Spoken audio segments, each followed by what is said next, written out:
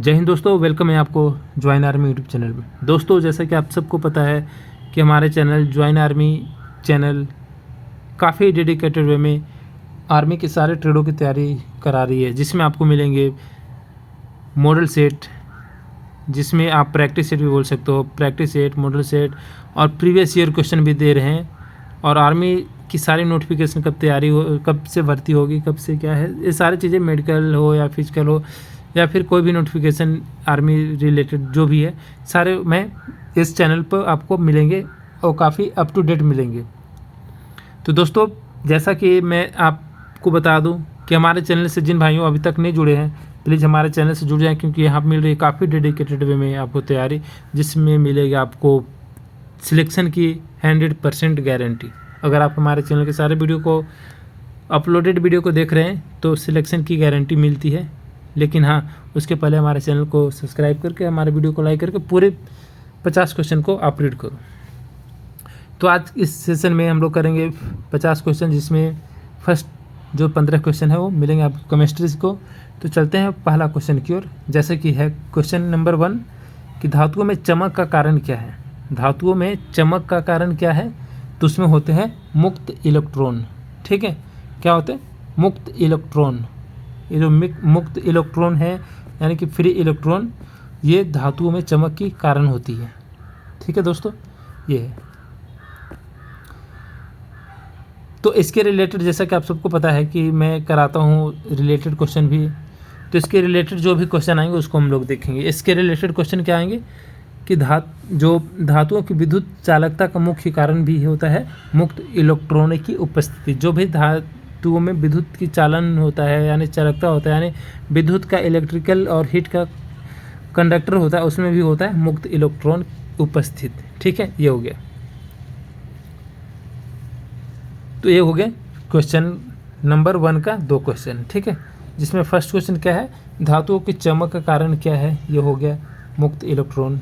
ठीक है, second question क्या है कि धातु का चमक जो होता है, धातु की जो विद्युत चालकता का मुख्य कारण क्या है, तो वो भी मुक्त इलेक्ट्रॉन की उपस्थिति के कारण ही होता है। तो ये हो गया दूसरी क्वेश्चन। फिर अगला क्वेश्चन में देखेंगे।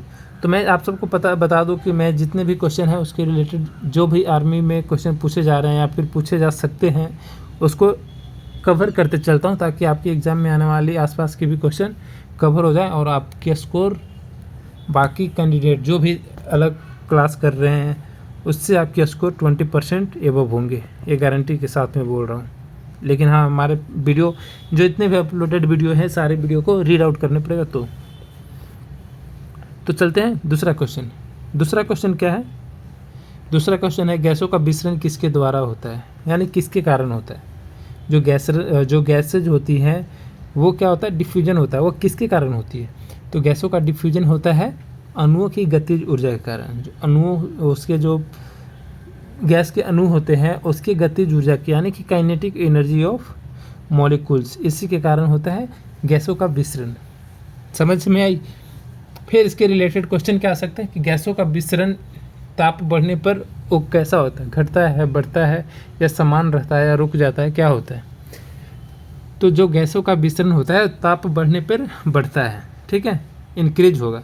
ठीक है, ये याद रखना आप। फिर अगला क्वेश्चन चलते हैं। अगला क्वेश्चन क्या है, तत्वों को क्रम में रखने की आधुनिक विधि क्या है। जो एलिमेंट्स हैं उसको एक अरेंज करके रखने की आधुनिक विधि, यानी कि मॉडर्न मेथड क्या है? तो उसका आंसर क्या हो जाएगा? उसका आंसर होगा कि पीरियोडिक टेबल। ठीक है, जो भी हमारे मॉडर्न पीरियोडिक टेबल है उसी के बेस पे हमारे अभी जो तत्वों को क्रम में रखने की मतलब एक आधुनिक विधि है, जो कि आधुनिक यानी कि मॉडर्न पीरियोडिक टेबल के बेस पे हमारे तत्वों को अरेंज करके रखा जाता है केमिस्ट्री में। ठीक है, ये हो जाएगा आंसर। तो इसके रिलेटेड क्वेश्चन क्या आएंगे? इसके रिलेटेड क्वेश्चन आएंगे कि आधुनिक आवर्त सारणी जो होते हैं, जो आधुनिक आवर्त नियम किस पर आधारित है? तो आधारित है परमाणु क्रमांक पे। ठीक है, जो परमाणु क्रमांक होते हैं, परमाणु क्रमांक, परमाणु क्रमांक पे आधारित है। ये हो जाएगा आंसर। अगला क्वेश्चन देखें। अगला क्वेश्चन क्या है, निम्न में से कौन नॉन इलेक्ट्रोलाइट है, जो इसमें से इलेक्ट्रोलाइट नहीं है। तो आप देखकर बता सकते हो कि कौन सा इलेक्ट्रोलाइट नहीं है। जो भाई हमारे चैनल पे रेगुलर क्लास कर रहे हैं वो देखकर बता देंगे कि कौन इसमें से इलेक्ट्रोलाइट नहीं है। तो जो चीनी है यानी कि शुगर सॉल्यूशन जो है वो इलेक्ट्रोलाइट नहीं है। क्यों? क्योंकि शुगर के साथ NaCl भी होना ज़रूरी है। ठीक है, ये होता है आंसर। अगर शुगर चीनी की घोल यानी कि चीनी का सॉल्यूशन और NaCl का विलयन जो होता है यानी NaCl सॉल्यूशन और शुगर सॉल्यूशन ये दोनों मिल जाए तो क्या हो जाएंगे, इलेक्ट्रोलाइट का एक ऑफ टाइप्स हो जाएंगे। ठीक है, इलेक्ट्रोलाइट हो जाएंगे। तो ये हो जाएगा आंसर। इसके रिलेटेड क्या क्वेश्चन आ सकता है? क्वेश्चन ये आ सकता है कि इलेक्ट्रोलाइट विलयन का उदाहरण क्या है। तो आप बता सकते हो NaCl घोल या फिर ये चीनी और NaCl का दोनों का कॉम्बिनेशन हो तो आप ये भी बता सकते हो। तो हो जाएगा आंसर। फिर क्वेश्चन ये भी आ सकता है कि नॉन इलेक्ट्रोलाइट का गुण क्या है। तो नॉन इलेक्ट्रोलाइट का गुण क्या होता है, वो धारा नहीं प्रवाहित करता है। जो ये होता है वे होता है वो धारा यानी कि धारा प्रवाहित नहीं करता है। यही एक नॉन इलेक्ट्रोलाइट का गुण होता है, प्रॉपर्टी ऑफ नॉन इलेक्ट्रोलाइट्स। ठीक है, ये हो जाएगा आंसर। फिर अगला देखेंगे क्वेश्चन। अगला क्वेश्चन क्या है, सबसे कम pH वाला पदार्थ कौन सा है। जो सबसे कम pH होता है यानी कि 1, 2 ऐसे करके। तो मैंने पहले भी बताया हूँ कि सबसे कम pH वाला, लेकिन मैंने कभी आई थिंक ये नहीं बताया कि बैटरी जो होते हैं, बैटरी यानी कि बैटरी का एसिड, ठीक है, वो भी सबसे कम pH वाला होते हैं यानी कि लेस pH होता है इसका। ओके, लेस pH होता है, ये जान लो आप। तो इसके रिलेटेड क्वेश्चन क्या आ सकता है कि pH स्केल की सीमा क्या होती है। तो आप सबको पता है pH स्केल की सीमा होती है 0 से 14, सबको जानते हैं। फिर सेकंड क्वेश्चन ये आ सकता है कि क्षारीय विलयन का pH क्या होता है। तो होगा >7। ठीक है, क्योंकि 7 पे न्यूट्रल हो जाएगा यानी कि उदासीन होगा। ठीक है, ये हो जाएगा। अगला क्वेश्चन क्या है, परमाणु के अधिकतर द्रव्यमान कहाँ पे होता है। जो परमाणु होता है यानी कि एटम्स होते हैं उसका अधिकतर द्रव्यमान कहाँ पे होता है। तो परमाणु का अधिकतर द्रव्यमान होता है वो न्यूक्लियस पे होता है।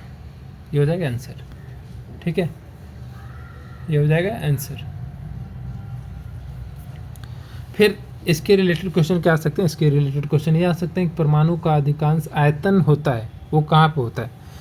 तो सबसे ज़्यादा अधिकतर द्रव्यमान कहाँ पे होगा, न्यूक्लियस पे। ठीक है, अगर क्वेश्चन आ गया परमाणु का अधिकांश आयतन कहाँ पे होता है यानी कि वॉल्यूम। ठीक है, तो वॉल्यूम कहाँ पे होगा यानी कि जो खाली स्थान है, जहाँ पे जो खाली स्थान है वहाँ पे सबसे ज़्यादा आयतन होगा। ठीक है, जो खाली स्थान होगा वहाँ पर सबसे ज़्यादा आयतन होगा, ये याद रखना। फिर एक क्वेश्चन ये भी आ सकता है कि प्रोटॉन कहाँ पे पाए जाते हैं। तो प्रोटॉन भी जो होते हैं वो न्यूक्लियस में ही पाए जाते हैं यानी कि नाभिक में पाए जाते हैं, याद रखना। ठीक है, ये हो जाएगा आंसर।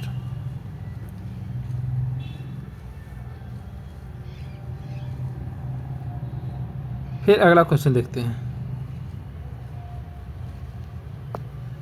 अगला क्वेश्चन क्या है, अगला क्वेश्चन यह है कि धात्विक बंध किस में पाया जाता है। जो धात्विक बंध यानी कि मेटालिक बॉन्डिंग जो होता है वो किस में पाया जाता है। तो मेटालिक बॉडी जो होता है वो पाया जाता है तांबा का धातु यानी कि कॉपर में। ठीक है, जो कॉपर होता है उसमें मेटालिक यानी कि मेटालिक बॉन्डिंग पाया जाता है यानी कि धात्विक बंध पाए जाते हैं। ये हो जाएगा आंसर। इसके रिलेटेड क्वेश्चन क्या आ सकता है, इसके रिलेटेड क्वेश्चन आ सकते हैं कि धात्विक बंध पाया जाता है कहाँ पाया जाता है। तो एल्युमिनियम धातु में, जो एल्युमिनियम धातु होते हैं वहाँ पे धातु बंध पाए जाते हैं। ठीक है, ये हो जाएगा आंसर। फिर नेक्स्ट क्वेश्चन क्या आ सकता है कि धात्विक बंध में इलेक्ट्रॉन होते हैं, कैसे होते हैं इलेक्ट्रॉन। तो वहाँ पे मुक्त गति करते हैं यानी कि फ्री मोमेंट करते हैं जो धात्विक बंध में इलेक्ट्रॉन होते हैं। तो ये हो जाएगा आंसर। फिर देखना अगला क्वेश्चन। अगला क्वेश्चन क्या है, अगला क्वेश्चन है तत्वों की आवर्तिता किसकी पुनरावृत्ति से होती है। जो तत्वों की आवर्तिता होती है यानी कि पीरियोडिसिटी, वो किसके पुनरावृत्ति से होती है। ठीक है, तो उसका आंसर क्या होगा, उसके आंसर हो जाएगा इलेक्ट्रॉनिक संरचना की पुनरावृत्ति, जो होती है इलेक्ट्रॉनिक संरचना की पुनरावृत्ति हो, यानी कि रिपीटेशन ऑफ इलेक्ट्रॉनिक कॉन्फ़िगरेशन, ये हो जाएगा आंसर। ठीक है, तो याद रखना आप बिल्कुल। और आई होप आप सब लोग जो आर्मी नर्सिंग असिस्टेंट की तैयारी कर रहे हो, ऑब्वियसली ये चीज़ों को नोट्स करना बहुत ज़रूरी है, क्योंकि आपको पूरे मेरिट एग्ज़ाम पे आती है। तो अगर ये क्वेश्चन आप रिपीट, अगर मान सपोज दैट कि ये क्वेश्चन अगर नहीं लिख पा रहे हो आप, और अगले आप एग्ज़ाम देने जा रहे हो, अगर क्वेश्चन आ गए तो आप फंस जाओगे, क्योंकि केमिस्ट्री और बायो के क्वेश्चन, खासकर तो केमिस्ट्री, बायो को फिर भी तो याद हो जाएंगे आपको, लेकिन केमिस्ट्री को जब तक आप लिख नहीं रहे हो तब तक आपको मुश्किल है याद करने में। ठीक है, ये है, तो आई होप लिख पा रहे हो आप। ठीक है, फिर इसके रिलेटेड क्वेश्चन क्या आ सकते हैं, इसके रिलेटेड क्वेश्चन आ सकते हैं कि आवर्तिता जो होते हैं यानी पीरियोडिसिटी क्या दर्शाती है, तो दर्शाती है गुणों की पुनरावृत्ति, जो गुण होते हैं यानी कि प्रॉपर्टी होते हैं उनका, उसका पुनरावृत्ति दर्शाते हैं। ठीक है, ये हो जाएगा आंसर। फिर क्वेश्चन ये आ सकते हैं कि एक आवर्त में बाएं से दाएं जाने पर जो होता है वो घटता है, एटॉमिक साइज क्या होगा, एक आवर्त में बाएं से दाएं जाने पर एटॉमिक साइज क्या होगा, तो घटता है। ठीक है, घटेगा, अब जो उसका एटॉमिक साइज है, परमाणु जो साइज है। ठीक है, ये हो जाएगा आंसर। फिर अगला क्वेश्चन देखेंगे। अगला क्वेश्चन क्या है, निम्न में कौन ऊर्ध्वपातन करता है, यानी कि सब्लिमेशन करता है, वो कौन सा है। तो निम्न में से कौन सा ऊर्ध्वपातन करता है, इसको आपने पहले भी पढ़ा होगा कि जो आयोडीन है, यानी कि सॉल्ट, ठीक है, वो ऊर्ध्वपातन यानी कि सब्लिमेशन करता है। ठीक है, ये हो जाएगा आंसर। इसके रिलेटेड क्वेश्चन क्या आ सकते हैं, इसके रिलेटेड क्वेश्चन आएंगे कि आयोडीन की अवस्था सामान्य ताप पर क्या होता है, तो आयोडीन की अवस्था सामान्य ताप पर सॉलिड होगा। ठीक है, यानी कि ठोस होगा, ये हो जाएगा आंसर। फिर क्वेश्चन ये आ सकते हैं कि ऊर्ध्वपातन में ठोस बदलता है, किस में बदलता है, तो सीधे वो गैस में बदल जाता है। ठीक है, ये आंसर होगा। अगला क्वेश्चन देखिए, अगला क्वेश्चन क्या है, रासायनिक समीकरण को संतुलित क्यों किया जाता है, सबको पता होना चाहिए, लेकिन केमिस्ट्री क्वेश्चन है, बहुत लोग केमिस्ट्री स्किप कर देते हैं, डीपली पढ़ते नहीं हैं, इसीलिए अभी उनको पढ़ने पड़ेगा, क्योंकि वो आर्मी नर्सिंग असिस्टेंट में सिलेक्शन पाना चाहते हैं।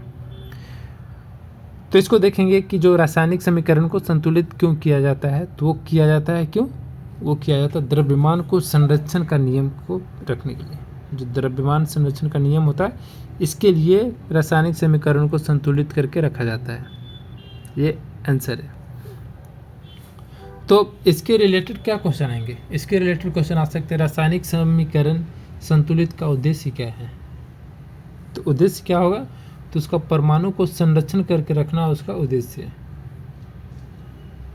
फिर क्वेश्चन ये आएगा कि जो संतुलित समीकरण है, सपोज दैट रासायनिक समीकरण को संतुलित किया जाता है, क्यों किया जाता है, तो द्रव्यमान संरक्षण का नियम के लिए। ठीक है, अगर समीकरण किसी भी समीकरण संतुलित हो गया, तो समीकरण संतुलित में द्रव्यमान कैसा रहता है।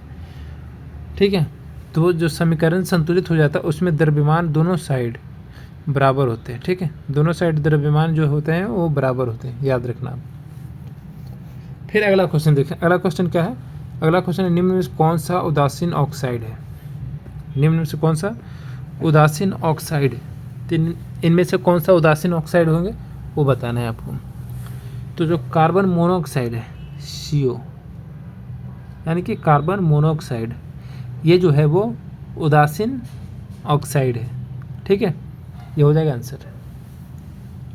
तो इसके रिलेटेड क्वेश्चन क्या आ सकते हैं, इसके रिलेटेड क्वेश्चन ये आ सकते हैं कि क्षारीय ऑक्साइड का उदाहरण क्या है, तो जो क्षारीय ऑक्साइड का उदाहरण हो जाएगा वो CaO होगा। ठीक है, कैल्शियम ऑक्साइड, ये हो जाएगा आंसर। और ये उदासीन ऑक्साइड है। ठीक है, फिर क्वेश्चन ये आ सकता है, जैसे उदासीन ऑक्साइड तो ये हो गया, ठीक है, कार्बन मोनोऑक्साइड। क्वेश्चन ये आ सकता है कि उदासीन ऑक्साइड का गुण क्या होते हैं। तो उदासीन ऑक्साइड का गुण क्या होते हैं, वो अम्ल या फिर क्षार से अभिक्रिया नहीं करता है। क्यों नहीं करता? क्योंकि वो ऑलरेडी न्यूट्रल है, यानी कि ऑलरेडी न्यूट्रल है वो। मैंने पहले ही बता दिया हूँ, ठीक है, कि अम्ल जो है वो क्षार से करेगा रिएक्शन, और जो क्षार है वो अम्ल से करेगा। लेकिन न्यूट्रल जो है वो यानी उदासीन है, वो किसी से रिएक्शन नहीं करता है, ठीक है, क्योंकि उसका नेचर ही ऐसा है। उदासीन का पीएच कितना होता है? 7 होता है। ये आंसर हो गया। फिर अगला क्वेश्चन देखें। अगला क्वेश्चन क्या है, रेडॉक्स अभिक्रिया में क्या होता है। जो रेडॉक्स अभिक्रिया होते हैं उसमें क्या होता है? तो हाँ, रेडॉक्स अभिक्रिया में क्या होता है, ठीक है। तो रेडॉक्स अभिक्रिया में क्या होगा, ऑक्सीकरण व अपचयन, जो ऑक्सीकरण और अपचयन दोनों होगा, ठीक है, ये हो जाएगा आंसर। तो इसके रिलेटेड क्वेश्चन क्या आ सकते हैं, इसके रिलेटेड क्वेश्चन ये आ सकते हैं कि ऑक्सीकरण में क्या होता है। तो ऑक्सीकरण में क्या होगा, मैंने पहले भी बताया हूँ कि जब भी ऑक्सीकरण होगा यानी कि ऑक्सीडेशन होगा तो उसमें इलेक्ट्रॉन क्या होते हैं, खोते हैं, ठीक है। क्या होंगे, लॉस होंगे, इलेक्ट्रॉन का लॉस होगा, लॉस ऑफ इलेक्ट्रॉन। क्या होगा, इलेक्ट्रॉन का खोना होता है, यानी कि खोते हैं इलेक्ट्रॉन को, इलेक्ट्रॉन को खोते हैं, इसमें याद रखना आप। और जो अपचयन होता है यानी कि रिडक्शन होता है, जो रिडक्शन होता है उसमें क्या होता है, इलेक्ट्रॉन हम लोग पाते हैं, यानी कि गेन करते हैं, सॉरी पाते हैं, ठीक है, हिंदी में लिखता हूँ, इलेक्ट्रॉन, इसको मिटा देता हूँ तब आप समझ पाओगे अच्छे से। जो रिडक्शन होते हैं उसमें क्या होता है, इलेक्ट्रॉन को खोते हैं ऑक्सीडेशन में, ठीक है। और रिडक्शन में क्या होता है, रिडक्शन में होता है इलेक्ट्रॉन को प्राप्त करते हैं, ठीक है, याद रखना, इलेक्ट्रॉन को प्राप्त करते हैं।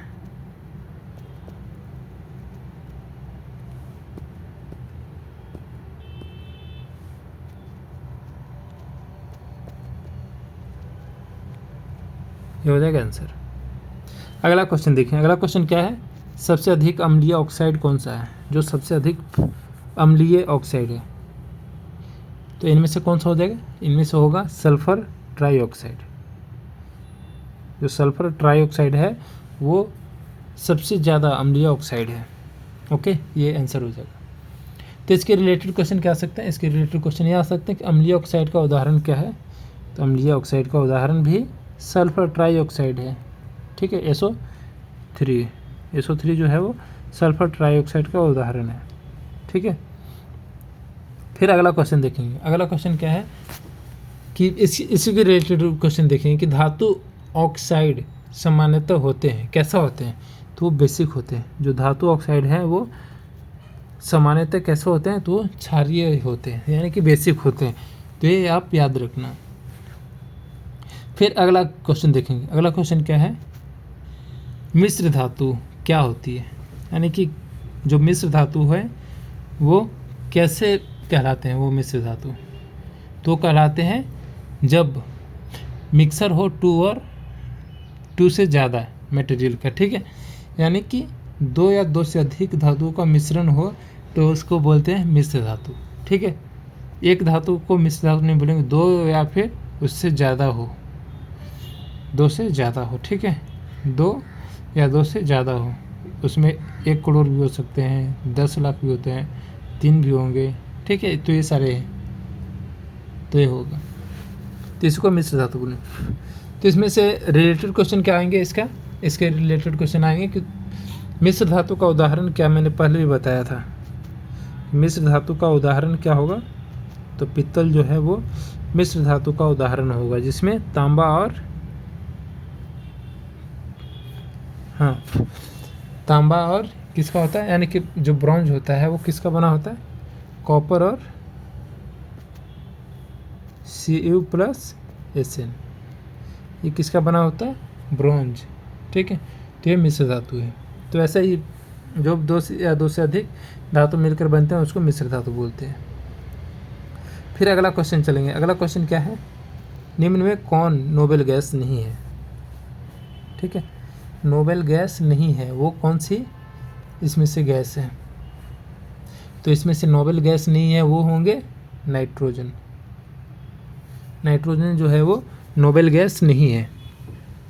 तो इसके रिलेटेड क्वेश्चन क्या आ सकते हैं? इसके रिलेटेड क्वेश्चन आ सकते हैं कि निष्क्रिय गैस की विशेषता क्या है? जो निष्क्रिय गैस होते हैं, यानी कि निष्क्रिय मतलब क्या? Noble gas. ठीक है, इसको निष्क्रिय गैस भी बोलते हैं।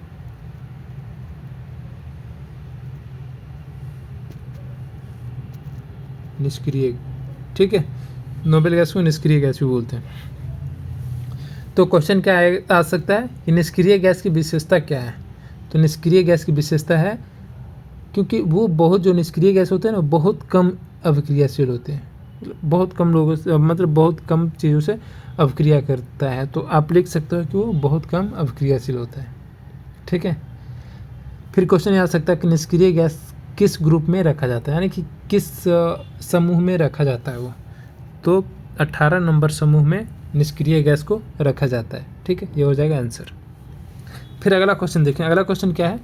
कौन सी बीमारी वायरस से होती है? यहाँ से क्या आ गया? बायो का क्वेश्चन आ गया, आप देख सकते हो। यहाँ से क्या है? बायो। ठीक है, 16 से 30 तक बायो का क्वेश्चन होंगे, इसको हम लोग देखते हैं। कौन सी बीमारी वायरस से नहीं होती है? तो इसमें से कौन सा बीमारी है वो? तो इसमें से जो मीजल्स है, मीजल्स जो है वो, यानी कि खसरा, वो वायरस से नहीं होती है। ठीक है, ये हो जाएगा आंसर। तो अगर कोई पूछ दे कि वायरस से होने वाली कौन कौन सी बीमारी है, तो बहुत सारी बीमारी होगा, जिसमें मोस्ट कॉमन क्या होगा? डेंगू जो है वो वायरस से बीमारी होने वाली है। ठीक है, ये हो जाएगा आंसर। फिर बैक्टीरिया से होने वाली बीमारी कौन कौन सी है? अगर इसमें देखिए तो बैक्टीरिया से होने वाली बीमारी कौन सी है? ये हो जाएगा टाइफाइड। ठीक है, ट्यूबरकुलोसिस किस में होंगे? ये होता है, आपको मैंने पिछले वीडियो में बताया था कि माइको प्लस बैक्टीरिया। ठीक है, माइको बैक्टीरियम इसका जो रिस्पॉन्सिबल इसका जो है बोल सकते हो आप, क्योंकि माइको में होता है क्या? स्टडी ऑफ फंगल, और बैक्टीरियम होता है बैक्टीरिया। तो दोनों ग्रुप में आते हैं, माइको और बैक्टीरियम। ठीक है, यानी कि फंगल और बैक्टीरिया दोनों ग्रुप में आते हैं। ठीक है, तो हो गया। फिर अगला क्वेश्चन देखते हैं। अगला क्वेश्चन क्या है? स्टार्च को माल्टेज में बदलने वाला एंजाइम्स कौन सा है? जो, यानी कि कौन सा एंजाइम्स जो है वो स्टार्च को माल्टेज में मतलब एक्सचेंज करता है। ठीक है, यानी कि कन्वर्ट करता है। तो कौन सा एंजाइम्स है? तो वो एक एंजाइम होंगे एमाइलेज। जो एमाइलेज है वो स्टार्च को माल्टेज में चेंज करता है। ओके, ये हो जाएगा आंसर। फिर इसके रिलेटेड क्या क्वेश्चन आ सकते हैं? स्टार्च पचना शुरू कहाँ से होता है? जो स्टार्च होता है वो हम लोग लेते हैं किसी के थ्रू, मतलब कोई खाने के थ्रू। तो कहाँ से पचना स्टार्ट होता है? तो पचना स्टार्ट होता है माउथ से। माउथ से इसका डाइजेशन स्टार्ट हो जाता है। और फिर क्वेश्चन ये है कि एमाइलेज एंजाइम्स जो है वो कहाँ बनता है? तो एमाइलेज एंजाइम्स बनता है सैलिवरी ग्लैंड में। ठीक है, यानी कि सलाइवा से बनता है, जो कि सैलिवरी ग्लैंड से बनता है ये एमाइलेज। ठीक है, एमाइलेज एंजाइम्स जो होते हैं वो सैलिवरी ग्लैंड से बनते हैं। ठीक है, और सैलिवरी ग्लैंड से ही सलाइवा का भी सिक्रेशन होता है, याद रखना। ठीक है, फिर अगला क्वेश्चन चलते हैं। अगला क्वेश्चन क्या है? कौन सी बीमारी वायरस से होती है? ये तो आप बता ही दोगे। कौन सी बीमारी वायरस से होती है? तीन में से जो मीजल्स हैं वो वायरस से होती है। ठीक है, ये हो जाएगा आंसर।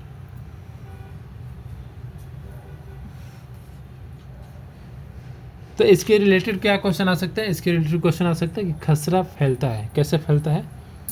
जो खसरा है यानी कि मिजल्स है वो कैसे फैलता है, तो ये हवा से भी फैलता है। ठीक है, हवा से भी फैलता है।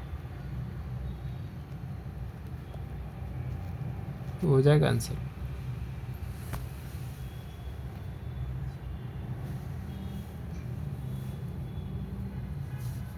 फिर क्वेश्चन ये आ सकता है कि टीबी का कारण क्या है, तो टीबी का कारण है क्या, बैक्टीरिया।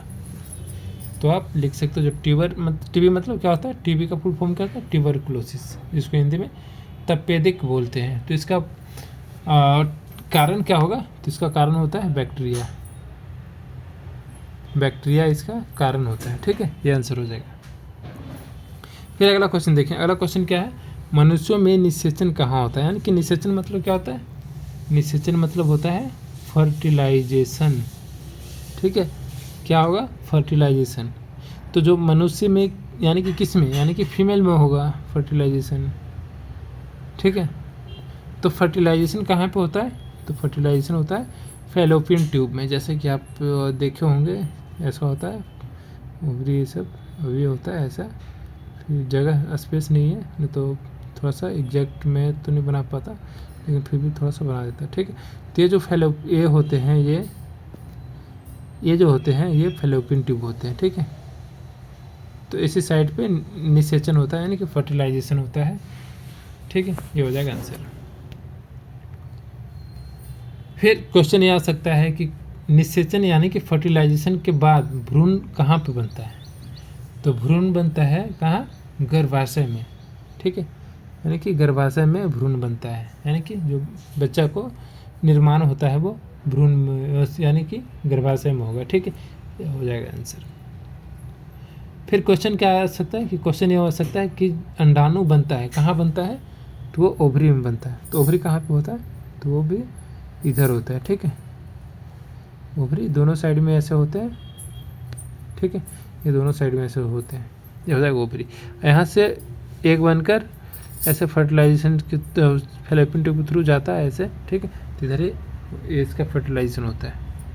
ठीक है, इधर फर्टिलाइजेशन होगा, तो हो जाएगा आंसर। फिर अगला क्वेश्चन देखेंगे, अगला क्वेश्चन क्या है, माँ के दूध से मिलने वाले प्रतिरक्षा का प्रकार क्या है, जो types of immunity obtain from mother's milk. ठीक है, तो जो माँ के दूध से मिलने वाली प्रतिरक्षा का प्रकार क्या है, कौन सी टाइप्स का प्रतिरक्षा है वो, तो है निष्क्रिय प्रतिरक्षा, यानी कि पैसिव इम्यूनिटी। ठीक है, ये हो जाएगा आंसर। फिर अगला क्वेश्चन क्या है, लेकिन हाँ इसके पहले ये देख लेंगे कि इसके रिलेटेड क्वेश्चन क्या आ सकता है। फिर एक क्या हो गया, निष्क्रिय जो है, ये निष्क्रिय, इसको मैं फिक्स करता हूँ पहले। ये क्या है, माँ के दूध से मिलने वाले प्रतिरक्षा का प्रकार कौन सा है, यह निष्क्रिय प्रतिरक्षा है। क्वेश्चन ये भी आ सकता है कि सक्रिय प्रतिरक्षा का उदाहरण क्या है, यानी कि सक्रिय यानी कि उसको क्या बोलेंगे, एक्टिव इम्यूनिटी। क्योंकि माँ के दूध से तो हम लोग को क्या मिल रहा है, पैसिव इम्यूनिटी मिल रहा है। ठीक है, तो एक्टिव इम्यूनिटी कहाँ से मिलेगा, तो वो मिलेगा वैक्सीनेशन से। कहाँ से मिलेगा, वैक्सीनेशन से। ठीक है, ये हो जाएगा आंसर। क्योंकि ये वैक्सीनेशन जो होगा वो एक्टिव फॉर्म में होगा, वो डायरेक्ट हमारे बॉडी में जाकर इम्पैक्ट करेगा। ठीक है, ये हो जाता है। फिर अगला क्वेश्चन देखेंगे, अगला क्वेश्चन क्या है, अगला क्वेश्चन ये है कि ईस्ट में अवायवीय श्वसन के दौरान कौन सी गैस निकलती है। सबको पता होगा कि ईस्ट में, यानी कि जो ईस्ट होते हैं उसमें अवायवीय श्वसन जो होते हैं, यानी कि उसको क्या बोलते हैं, एनारोबिक रेस्पिरेशन। तो उसके दौरान निकलने वाली गैस जो होती है वो कौन सी होती है, तो वो होती है कार्बन डाइऑक्साइड। कौन सी गैस होती है, कार्बन डाइऑक्साइड गैस होती है। ठीक है, ये हो जाएगा आंसर। अगला क्वेश्चन, इसके पहले देख लेंगे कि इसके रिलेटेड क्वेश्चन क्या आ सकते हैं। इसके रिलेटेड क्वेश्चन आ सकते हैं कि ईस्ट के अवायवीय यानी कि एनारोबिक रेस्पिरेशन में क्या बनता है, तो ये बनता है इथेनॉल। ठीक है, जो अवायवीय श्वसन होगा उसमें क्या बनेगा, इथेनॉल बनता है।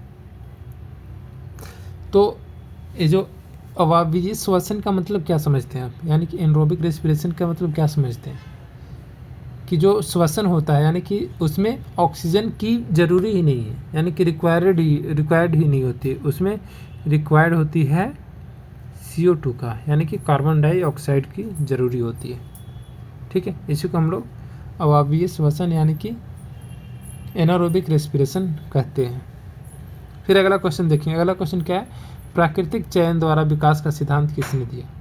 जो प्राकृतिक चयन है तो उसके द्वारा विकास का सिद्धांत किसने दिया, तो वो दिया है, आप सबको पता होगा, मैंने पहले भी वीडियो में बताया हूँ, जो कि आप लोग जानते हैं, डार्विन का भी सिद्धांत के नाम से जानते हैं।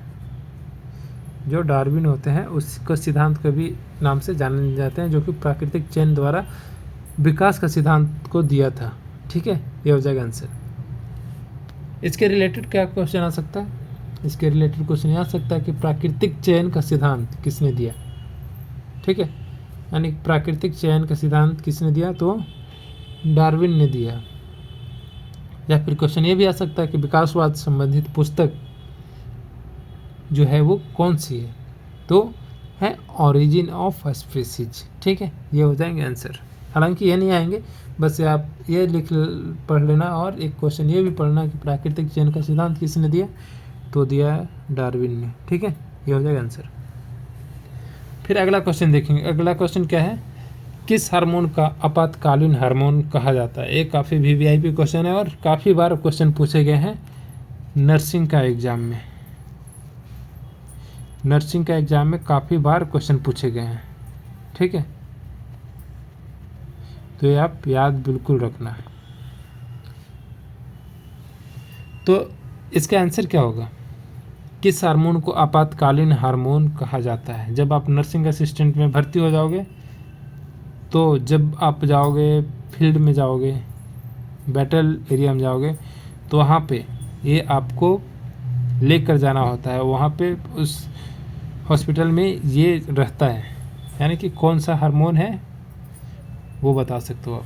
अगर किसी भाई को है तो प्लीज़ वो ग्रुप में कमेंट बॉक्स में मेंशन करें। तो कौन सी है, वो है एड्रेनलिन। ठीक है, एड्रेनलिन जो है वो आपातकालीन यानी कि इमरजेंसी हार्मोन कहा जाता है। इसको हम लोग कैसे देते हैं, इंजेक्शन के द्वारा इसको देते हैं। ठीक है, तो ये काफ़ी महत्वपूर्ण रोल प्ले करता है जब किसी को इमरजेंसी आए तो। ठीक है, तो फिर अगला क्वेश्चन चलते हैं। लेकिन इसके पहले मैं इसके रिलेटेड अगर कोई क्वेश्चन आता है तो इसको देख लेते हैं। तो इसके रिलेटेड क्वेश्चन क्या आ सकता है, इसके रिलेटेड क्वेश्चन आ सकता है कि एड्रेनलिन जो है वो स्रावित होता है, कहाँ से स्रावित होता है, वो एड्रेनल ग्लैंड से स्रावित होता है। ठीक है, कहाँ से स्रावित होगा, तो एड्रेनलिन जो ग्लैंड होता है उससे स्रावित होता है। ठीक है, ये हो जाएगा आंसर। और इंसुलिन हार्मोन कहाँ बनता है, मैंने पहले बताया कि इंसुलिन हार्मोन पैंक्रियाज में बनता है, पैंक्रियाज में इंसुलिन हार्मोन बनता है। ठीक है, अगला क्वेश्चन देखते हैं। कंधे में कौन सा जोड़ पाया जाता है। मैंने पिछले क्वेश्चन में क्या बताया था, जो गर्दन में जो जोड़ होते हैं, जो सपोज दैट सर है। ठीक, तो जो गर्दन है तो उसमें जो जोड़ होती है वो कौन सा जोड़ है, तो बताया था मैंने कौन सा, पिवट जॉइंट। ठीक है, पिवट जॉइंट, ये जो जॉइंट था। लेकिन हाँ, इसको मैं थोड़ा सा मिटा देता हूँ। लेकिन आज क्या पूछ रहा है क्वेश्चन कि which types of joint is found in the shoulder, यानी कि कंधे में कौन सा जॉइंट पाया जाता है, तो उसमें पाया जाता है बॉल एंड सॉकेट जॉइंट। ठीक है, ये हो जाएगा आंसर। और एक कौन सा है, ये गर्दन में पाया जाता है। ठीक है, और यानी कि कंधे के जोड़ में पाया जाने वाला है बॉल एंड सॉकेट जॉइंट। ठीक है, ये हो जाएगा आंसर। ठीक है, फिर अगला क्वेश्चन देखते हैं। अगला क्वेश्चन क्या है, अगला क्वेश्चन है मलेरिया किस सूक्ष्म जीव से होता है, यानी कि which micro organism cause malaria, malaria किस सूक्ष्म जीव से होता है। तो उसका आंसर क्या होगा, उसका आंसर होगा प्रोटोजोआ। क्या है? प्रोटोजोआ, जिसको हम लोग क्या यानी जो मलेरिया कॉज करता है वो क्या है? प्लाज्मोडियम। तो इसके भी टाइप्स होते हैं, प्लाज्मोडियम वाइएक्स, फैल्सिफेरम, प्लाज्मोडियम मलेरियाई। तो ये सब सारे टाइप्स होते हैं इसका मलेरिया के, ठीक है। तो जो प्लाज्मोडियम है वो प्रोटोजोआ, जो प्रोटोजोआ है वो यानी कि प्लाज्मोडियम वो मलेरिया को क्या करता है? कॉज करता है। ये हो जाएगा आंसर, ठीक है। फिर अगला क्वेश्चन, सॉरी इसके रिलेटेड क्वेश्चन क्या आएंगे ये देखते हैं। इसके रिलेटेड क्वेश्चन आएंगे कि मलेरिया कैसे फैलता है। तो मलेरिया फैलता है फीमेल एनाफिलीज मॉस्किटो से, ठीक है। फीमेल एनाफिलीज मॉस्किटो से मलेरिया फैलता है, ठीक है, यानी कि स्प्रेड आउट होता है। फिर क्वेश्चन ये आ सकता है कि जो ये है, इसको मिटा देता हूँ मैं। हाँ, क्वेश्चन ये भी आ सकता है कि अगर पूछ दिया सिर्फ कि प्लाज्मोडियम क्या है, तो प्लाज्मोडियम क्या है? तो प्लाज्मोडियम एक पूछ दिया कि प्लाज्मोडियम क्या है, तो प्लाज्मोडियम क्या है? तो प्लाज्मोडियम एक प्रोटोजोआ है, ठीक है। क्या है? प्रोटोजोआ है। अगला क्वेश्चन देखेंगे। अगला क्वेश्चन क्या है? मनुष्य का वैज्ञानिक नाम क्या है? ये तो आई थिंक बहुत पहले से आप लोग पढ़ते आ रहे हैं। Homo sapiens is the human scientific name. Okay, हो जाएगा आंसर। इसके रिलेटेड क्वेश्चन क्या आ सकते हैं ये देखते हैं। इसके रिलेटेड क्वेश्चन आए हैं कि मनुष्य किस वंश का है, तो किस वंश का है? वो है होमो वंश का है, ठीक है। ये हो जाएगा आंसर, यानी कि होमो जीनस से है। वंश मतलब क्या होगा? जीनस, ठीक है। ये हो जाएगा आंसर। मनुष्य का वर्ग कौन सा है, यानी कि किस क्लास का है? जो मनुष्य जो होता है वो किस क्लास का होता है? वो है मैमेलियाई, यानी कि स्तनधारी ग्रुप से बिलोंग करते हैं हम लोग, यानी कि मनुष्य। अगला क्वेश्चन देखिए। अगला क्वेश्चन क्या है? ऊर्जा का मुख्य स्रोत पोषक तत्व कौन सा है, यानी कि जो ऊर्जा का हाईली सोर्स है, सोर्स ऑफ एनर्जी है, तो कौन सी है? तो हो जाएंगे क्या? वो हो जाएंगे कार्बोहाइड्रेट, ठीक है। कार्बोहाइड्रेट हो जाएंगे ऊर्जा का मुख्य स्रोत। फिर प्रोटीन का मुख्य कार्य क्या होगा? क्वेश्चन आ गया कि प्रोटीन का मुख्य कार्य क्या है, तो क्या है? वो शरीर का निर्माण के लिए काफ़ी ही महत्वपूर्ण यानी कि इम्पॉर्टेंट रोल प्ले करता है, वाइटल रोल प्ले करता है। किसके लिए? शरीर का निर्माण के लिए प्रोटीन, ठीक है। फिर क्वेश्चन आ सकता है कि विटामिन की कमी से क्या होता है? रोग होता है, ऊर्जा कमी होती है, वृद्धि हो यानी घटित होती है, शक्ति क्या होता है, तो क्या चीज़ होता है? तो क्वेश्चन, हालांकि ये क्वेश्चन नहीं आ सकता, लेकिन फिर भी ओवरऑल आप जनरल नॉलेज के लिए जान लो कि विटामिन की कमी से रोग होती है, ठीक है। वैसे कोई इम्पोर्टेंट नहीं है। फिर अगला क्वेश्चन देखेंगे। अगला क्वेश्चन क्या है? कौन सा पादप हार्मोन वृद्धि को बढ़ावा देता है, यानी कि which plants hormones promote growth? तो कौन सा पादप हार्मोन होगा? तो हो जाएगा ऑक्सिन। ऑक्सिन जो है वो प्लांट्स का हार्मोन को प्रमोट करता है, ठीक है, ग्रोथ के लिए। इसके रिलेटेड क्वेश्चन क्या आ सकते हैं? इसके रिलेटेड क्वेश्चन आ सकते हैं कि ऑक्सिन बनाता है, क्या बनाता है? तो शूट टिप बनाते हैं। क्या बनाता है? शूट। पेन थोड़ा सा दिक्कत चल रही है। शूट टिप बनाती है ऑक्सिन, ठीक है। ये हो जाएगा आंसर। क्वेश्चन आ सकता है कि एथिलीन हार्मोन का कार्य क्या है? तो एथिलीन हार्मोन का क्या कार्य है? वो फल को पकाने में कार्य करता है कृत्रिम रूप से, ठीक है। फल को पकाने में कार्य करता है। अगला क्वेश्चन देखें। अगला क्वेश्चन क्या है? पृथ्वी की कौन सी परत में जीव पाए जाते हैं, ठीक है। तो कौन सी परत में जीव पाया जाता है? वो पाया जाता है जीव मंडल, यानी कि बायोस्फीयर, ठीक है। ये हो जाएगा आंसर। इसके रिलेटेड क्वेश्चन क्या आ सकता है कि हाइड्रोस्फीयर में शामिल होते हैं। क्या होते हैं? तो जल का निकाय, यानी कि जल निकाय हाइड्रोस्फीयर में पाए जाते हैं। ठीक है, ये हो जाएगा आंसर। फिर अगला क्वेश्चन देखेंगे, वो क्या है, मस्तिष्क का कौन सा भाग हृदय गति और श्वसन को नियंत्रित करता है? यानी कि मस्तिष्क का कौन सा भाग है जो हृदय गति और श्वसन को कंट्रोल करके रखता है, तो जानना है। तो कौन सा भाग हो जाएगा, वो हो जाएगा मेडुला ऑफ लंगाटा, मेडुला ऑफ लंगाटा, यानी कि मेडुला ऑफ लंगाटा। ये जो है ये काफ़ी इम्पोर्टेंट रोल प्ले करता है हमारे ब्रेन के लिए। क्यों? क्योंकि ये मस्तिष्क का हृदय गति जो होता है, यानी कि हार्ट बीट और रेस्पिरेशन को कंट्रोल करके रखता है। इसमें अगर थोड़ी सी गड़बड़ हुई तो गेम ओवर। ठीक है, गेम ओवर हो जाएंगे अगर इसमें थोड़ी सी दिक्कत हुई तो इसलिए हमारे ब्रेन को प्रोटेक्ट करने के लिए एक बहुत ही स्ट्रॉन्ग स्काल्प बनाया जाता है। ठीक है, तो क्वेश्चन ये भी आ सकता है कि स्काल्प जो है वो हमारे ब्रेन को प्रोटेक्ट करता है। ठीक है, ये हो जाएगा आंसर। अगला क्वेश्चन देखते हैं। अगला क्वेश्चन है तरंग दैर्घ्य क्या ऐसा इकाई क्या है? ये फिजिक्स यहाँ से स्टार्ट हो गया। ठीक है, यहाँ से फिजिक्स का क्वेश्चन स्टार्ट हो गया।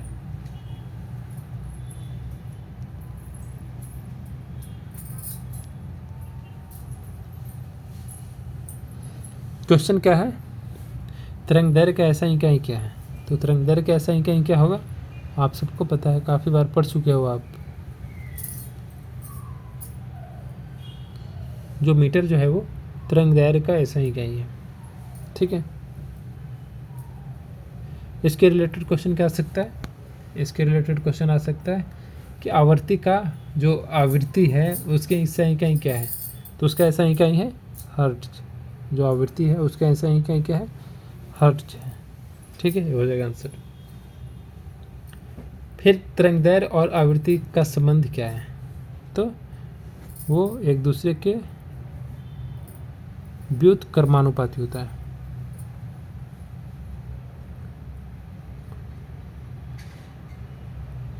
ठीक है, जो तरंगदैर्घ्य और आवृत्ति एक दूसरे का व्युत्क्रमानुपाती होता है। ठीक है, ये हो जाएगा आंसर।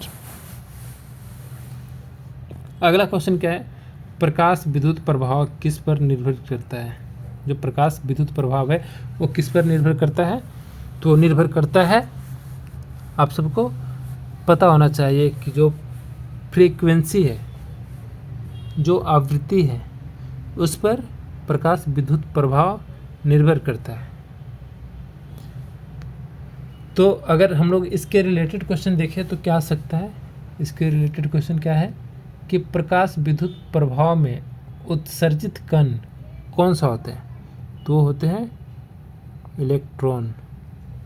ठीक है, ये हो जाएगा आंसर। फिर क्वेश्चन यहाँ भी आ सकते हैं कि प्रकाश विद्युत प्रभाव सिद्धांत किसने दिया? तो दिया है आइंस्टीन। ठीक है, आइंस्टीन जो है वो प्रकाश विद्युत प्रभाव को सिद्धांत यानी कि वो थ्योरी को दिया है। ठीक है, अगला क्वेश्चन देखेंगे, इलेक्ट्रॉन वोल्ट किसकी इकाई है? जो इलेक्ट्रॉन वोल्ट है वो किसकी इकाई है? तो है ऊर्जा का, यानी कि एनर्जी का इलेक्ट्रॉन वोल्ट इकाई है। ठीक है, यानी कि ऐसा यूनिट आप बोल सकते हैं कि ऐसा यूनिट ऑफ इलेक्ट्रॉन वोल्ट। ठीक है, तो क्या हो जाएगा, एनर्जी यानी कि ऊर्जा जो है वो इलेक्ट्रॉन वोल्ट की ऐसा इकाई है। तो इसके रिलेटेड क्वेश्चन क्या आ सकते हैं, इसके रिलेटेड क्वेश्चन आ सकता है कि एक इलेक्ट्रॉन वोल्ट बराबर कितना होता है? तो एक इलेक्ट्रॉन वोल्ट बराबर 1.6 इंटू 10 के पावर -19 जूल। ठीक है, ये है इलेक्ट्रॉन वोल्ट, यानी कि एक इलेक्ट्रॉन वोल्ट बराबर। ठीक है, एक इलेक्ट्रॉन वोल्ट बराबर 1.6 इंटू 10 के पावर -19 जूल ये होते हैं। ठीक है, फिर क्वेश्चन आ सकता है कि ऊर्जा का ऐसा इकाई क्या है? तो आप सबको ही जानते हैं कि ऊर्जा का ऐसा इकाई जूल होता है। अगला क्वेश्चन देखेंगे, अल्फ़ा कण क्या होते हैं? जो अल्फ़ा पार्टिकल्स होते हैं वो क्या होते हैं?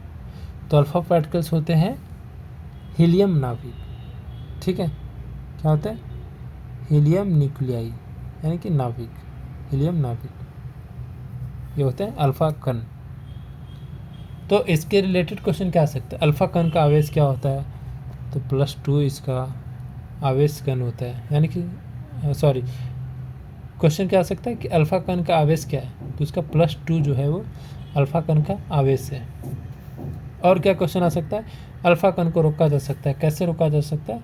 तो कागज़ की शीट से रोका जा सकता है अल्फ़ा कण को, यानी कि पेपर का जो शीट होता है उससे रुक जाती है अल्फ़ा से जो रे होती है। अगला क्वेश्चन क्या है? अगला क्वेश्चन है बीटा कण क्या होते हैं? अल्फ़ा कण तो देख लिया है, बीटा कण क्या होते हैं? तो बीटा कण होते हैं इलेक्ट्रॉन, और अल्फ़ा कण क्या होता है? इलेक्ट्रॉन, सॉरी, अल्फ़ा कण क्या होता है? हीलियम नाभिक। ठीक है, और ये बीटा कण होता है इलेक्ट्रॉन। ठीक है, ये हो जाएगा आंसर।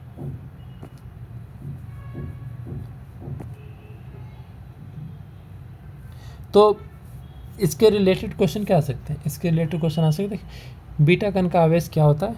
तो -, बीटा कण का आवेश होता है, और जो अल्फ़ा कण का था +2। ठीक है, ये हो जाएगा आंसर।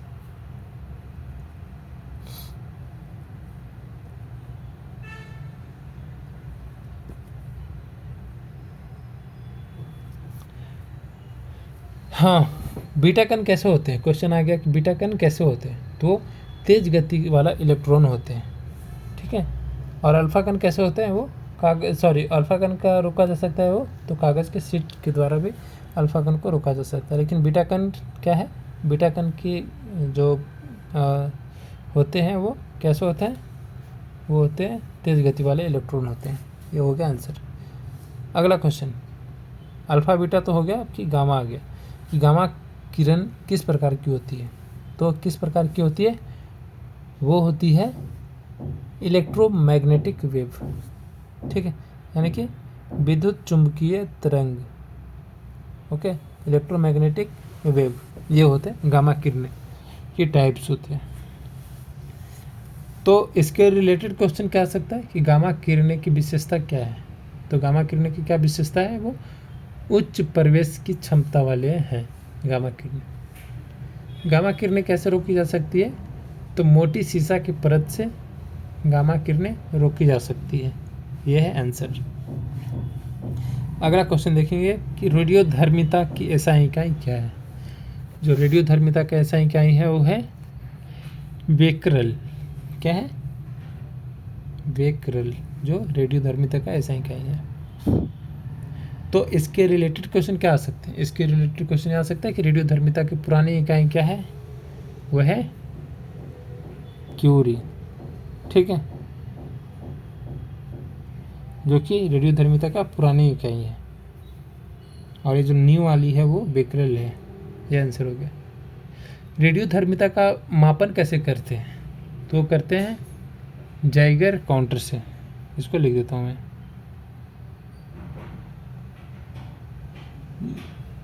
पेन थोड़ी सी दिक्कत चल रही है भाई।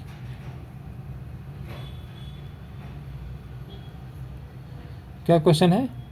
क्वेश्चन ये है कि जो रेडियोधर्मिता का मापन कैसे करते हैं? तो करते हैं जाइगर काउंटर से। ठीक है, जाइगर काउंटर से रेडियोधर्मिता का मापन करते हैं। अगला क्वेश्चन देखते हैं, वायुमंडलीय दाब किस यंत्र से मापा जाता है? जो वायुमंडलीय दाब है वो किस यंत्र से मापा जाता है? तो आपको पता होना चाहिए कि वायुमंडलीय दाब काफ़ी बार आपने सुना होगा, पढ़ा भी होगा कि बैरोमीटर से मापा जाता है। ठीक है, ये हो जाएगा आंसर। इसके रिलेटेड क्वेश्चन क्या आ सकता है? ये देखते हैं। इसके रिलेटेड क्वेश्चन ये आ सकते हैं कि जो तापमान मापने का यंत्र होता है वो क्या होता है? तो होते हैं थर्मामीटर। आर्द्रता मापने यानी कि मॉइस्चर मापने वाला जो होता है वो क्या होता है? वो हाइग्रोमीटर। और ये मीटर तो आप सबको पता है। ठीक है, तो ये हो गया आंसर।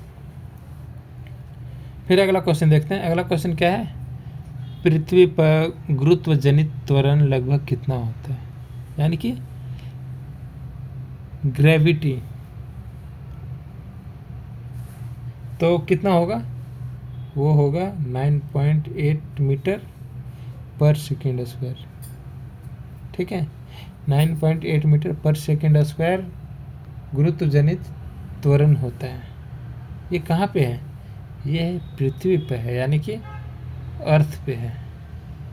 ठीक है, मून पे क्या होता है, मून पे पूछ दिया तो, और एक बार पूछा भी गया है कि मून पे चंद्रमा पर गुरुत्व जनित त्वरण कितना होता है, तो वहाँ पे होता है 1.6 मीटर पर सेकेंड स्क्वायर। ये हो जाएगा आंसर। फिर क्वेश्चन ए भी आ सकता है कि जी का मान निर्भर करता है, किस पर निर्भर करता है, तो ग्रह का द्रव्यमान व त्रिज्या पर निर्भर करता है जी का मान। जी का मतलब ग्रेविटी का। ठीक है, ग्रेविटी का मान। अगला क्वेश्चन देखेंगे, खिंची हुई स्प्रिंग में कौन सी ऊर्जा संचरित होती है, यानी संचित होती है। काफ़ी बार क्वेश्चन पूछे गए हैं, रिपीटेड क्या है, रिपीटेड क्वेश्चन है। खिंची हुई स्प्रिंग में कौन सी ऊर्जा संचरित होती है, तो कौन सी ऊर्जा संचरित होती है वो सबको पता है, बताने की आई थिंक ज़रूरी है, मुझे तो नहीं लगता है कि बताने की ज़रूरी है, क्योंकि वो होते हैं पोटेंशियल एनर्जी, यानी कि स्थितिज ऊर्जा होते हैं खींचे हुए स्प्रिंग में संचित। ठीक है, ये हो जाएगा आंसर। इसके रिलेटेड क्वेश्चन क्या आ सकता है, क्वेश्चन यह पूछ देगा कि गतिज ऊर्जा का सूत्र क्या है, तो गतिज ऊर्जा का सूत्र क्या होता है, 1/2 mv²। ये हो जाएगा आंसर। क्वेश्चन ये भी पूछ सकता है कि स्थितिज ऊर्जा जो है वो किस पर निर्भर करती है, तो स्थितिज ऊर्जा होती है और निर्भर करती है ऊंचाई पर। ठीक है, ऊंचाई पर स्थितिज ऊर्जा निर्भर करती है। ठीक है, ये हो जाएगा आंसर। फिर नेक्स्ट देखेंगे जीके का क्वेश्चन। यहाँ से जीके का क्वेश्चन आ गया जो कोई 41 से 50 तक होगा, और काफ़ी अच्छी क्वेश्चन मैंने सेट कर रखा हूँ जो कि एग्ज़ाम में काफ़ी बार पूछने की संभावना है और पूछे भी गए हैं, तो मैंने सेट किया। फिर चलते हैं क्वेश्चन 41 से, जो कि जीके क्वेश्चन करेंगे। क्वेश्चन क्या है, भारत में राष्ट्रीय जैव विविधता दिवस कब मनाया जाता है, यानी कि जैव विविधता का मतलब क्या होता है, बायोडाइवर्सिटी, यानी कि नेशनल बायोडाइवर्सिटी डे कब ऑब्जर्व किया गया, कब वो हम लोग देखते हैं। तो जो बायोडाइवर्सिटी है, यानी कि भारत का राष्ट्रीय जैव विविधता दिवस है, वो मनाया जाता है 22 मई। 22 मई को भारत में राष्ट्रीय जैव विविधता दिवस सेलिब्रेट किया जाता है, यानी कि ऑब्जर्व किया जाता है। ओके, क्वेश्चन ये छोड़कर क्वेश्चन ये आ गया कि वर्ल्ड इन्वायरमेंट डे, जो कि काफ़ी बार क्वेश्चन पूछा गया है। ठीक है, काफ़ी बार क्वेश्चन पूछा गया है कि विश्व पर्यावरण दिवस कब मनाया जाता है। एक्चुअली जीडी में पूछा गया है कि वर्ल्ड इन्वायरमेंट डे, यानी कि विश्व पर्यावरण दिवस कब मनाया जाता है, तो कब हो जाएगा, वो हो जाएगा 5 जून को। ठीक है, विश्व पर्यावरण दिवस मनाया जाता है। पृथ्वी दिवस कब मनाया जाता है, तो पृथ्वी दिवस मनाया जाता है 22 अप्रैल को। 22 अप्रैल को अर्थ डे मनाया जाता है। अगला क्वेश्चन देखें, भारत की पहली महिला विदेश मंत्री कौन थी, भारत की पहली महिला विदेश मंत्री कौन थी, यानी कि वोमेन एक्सटर्नल अफेयर्स मिनिस्टर, तो वो थी हमारी सुषमा स्वराज। जो सुषमा स्वराज जी हैं वो हमारे पहले विदेश महिला मंत्री थी। ओके, ये हो जाएगा आंसर। अगला क्वेश्चन क्या है, हाँ, इसके रिलेटेड क्वेश्चन क्या होगा, इसके रिलेटेड क्वेश्चन ये हो सकता है कि भारत की पहली महिला राष्ट्रपति कौन थी, तो भारत की पहली महिला राष्ट्रपति थी वो प्रतिभा देवी पाटिल। ठीक है, या फिर प्रतिभा पाटिल से भी जानते हैं आप सभी। ये हो जाएगा आंसर। फिर क्वेश्चन ये भी पूछा जा सकता है कि अगर महिला से पूछ रहे हैं तो भारत की पहली महिला लोकसभा अध्यक्ष कौन थी, तो वो हैं मीरा कुमार। मैंने पिछले वीडियो में भी क्वेश्चन पूछा हूँ ये, और काफ़ी बार एग्ज़ाम में भी पूछे गए हैं, नर्सिंग ट्रेड्समैन और टेक्निकल में।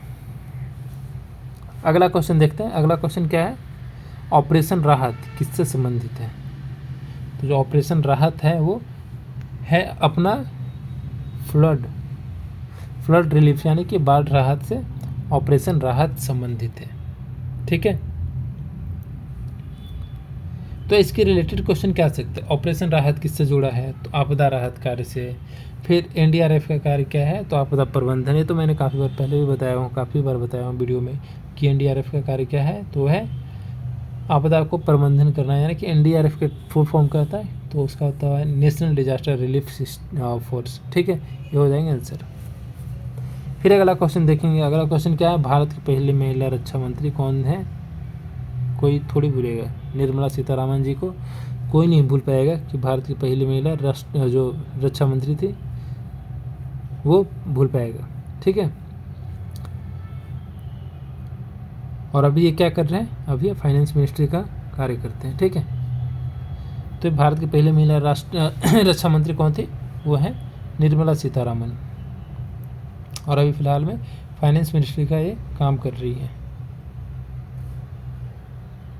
फिर इसके रिलेटेड क्वेश्चन क्या आएंगे, इसके रिलेटेड तो वही जो मैंने बताया, काफ़ी बार क्वेश्चन पूछे गए हैं, रिपीटेड हैं। भारत की पहले महिला प्रधानमंत्री इंदिरा गांधी, और भारत के वर्तमान रक्षा सेवाओं का सर्वोच्च कमांडर कौन है, तो राष्ट्रपति हैं। तो ये सारे क्वेश्चन काफ़ी इजी हैं। इसरो का फुल फॉर्म क्या होता है, मैंने काफ़ी बार बताया हूँ, जो कि नेक्स्ट क्वेश्चन है।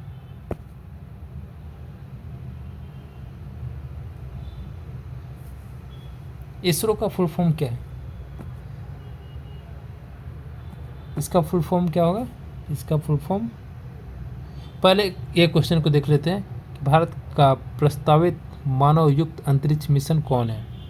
यानी कि मानव युक्त यानी कि मैन्ड स्पेस, यानी कि उसमें मानव भी जाएंगे, तो कौन सा अंतरिक्ष मिशन है, तो उसका आंसर क्या हो जाएगा, वो है गगनयान। नाम से ही पता चल जाता है, गगनयान। ओके,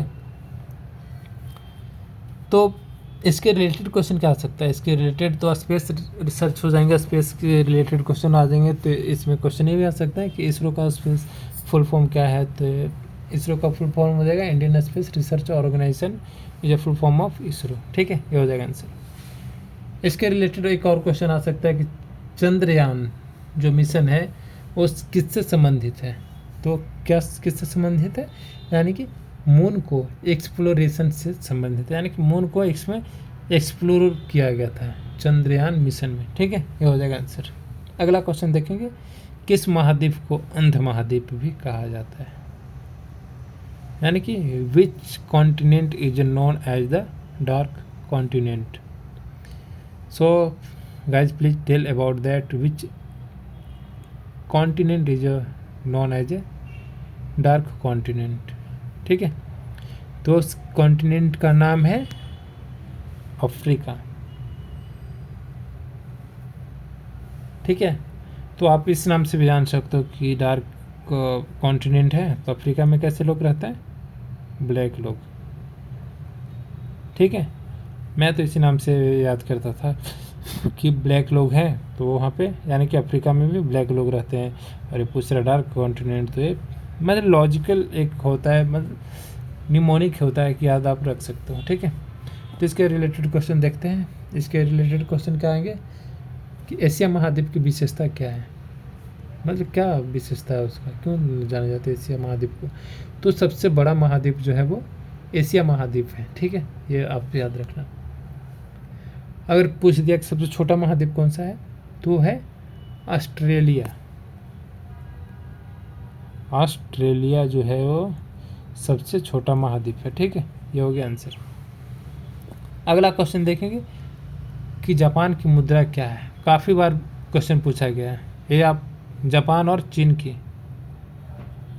ठीक है, जापान और चीन की मुद्रा आप बिल्कुल भी ना भूलें, क्योंकि काफ़ी बार पूछा गया है ये। ठीक है, तो जापान की मुद्रा क्या हो जाएगा, आपको पता होना चाहिए कि जापान की मुद्रा क्या हो जाएगा इसमें, वो हो जाएगा येन। क्या है, येन। ठीक है, ये हो जाएगा आंसर। तो इसके रिलेटेड क्वेश्चन देखेंगे। इसके रिलेटेड क्वेश्चन क्या है कि भारत का मुद्रा क्या है, तो भारत का मुद्रा क्या है, वो है रुपया। और चीन का मुद्रा क्या है, चीन का मुद्रा होगा युआन, यानी कि युआन। ठीक है, ये हो जाएगा चीन का मुद्रा। ठीक है, ये हो जाएगा आंसर।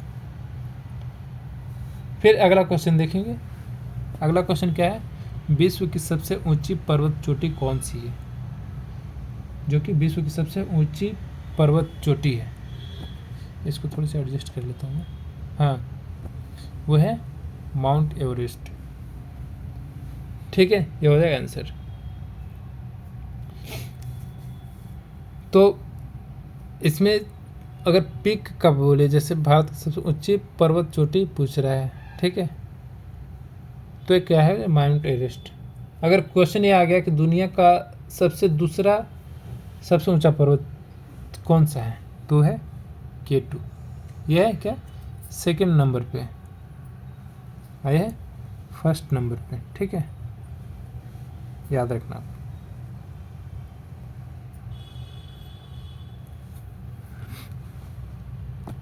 फिर इसका अगर माउंट एवरेस्ट का पूछ दिया लंबाई, तो इसका क्या हो जाएगा,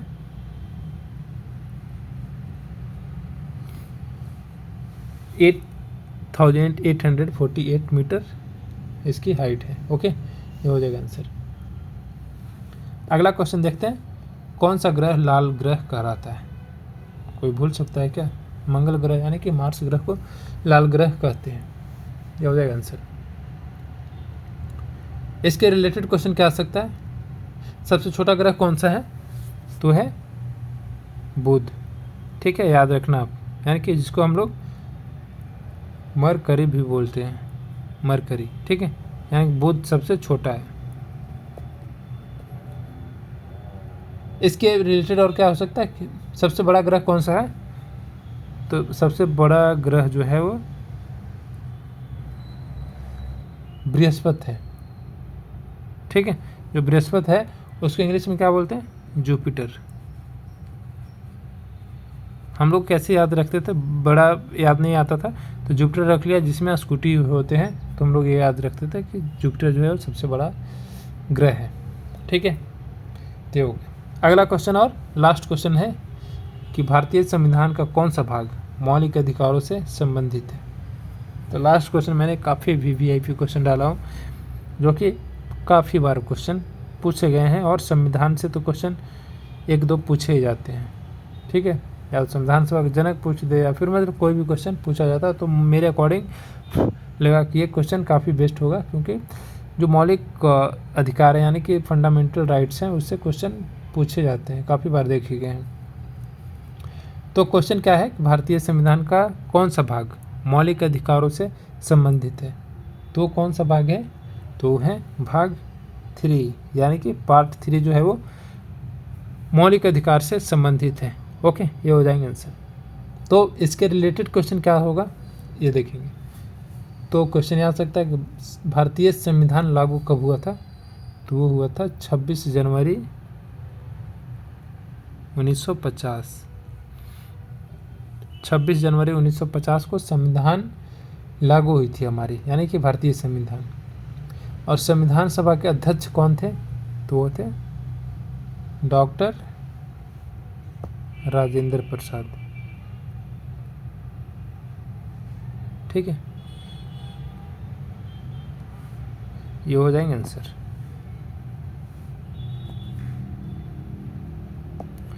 ठीक है, तो आज के 50 क्वेश्चन समाप्त हुए। फिर मिलते हैं कल की वीडियो में। आई होप आप सबको अच्छा लगा होगा, और डेफिनेटली अच्छा लगेगा, क्योंकि काफ़ी रिसर्च के बाद ये क्वेश्चन 50 सेट किए जाते हैं, क्योंकि ये आपकी लाइफ की सवाल है। आपकी लाइफ की सवाल इसलिए है कि हमारी जो मेहनत हो वो आपके लिए कभी ही व्यर्थ कभी भी व्यर्थ ना जाए। इसलिए हमारी कोशिश ये रहती है कि आपको बेस्ट दूँ ताकि आपकी रिजल्ट आए और हमारे सारे भाई भारतीय सेना में बनकर एज ए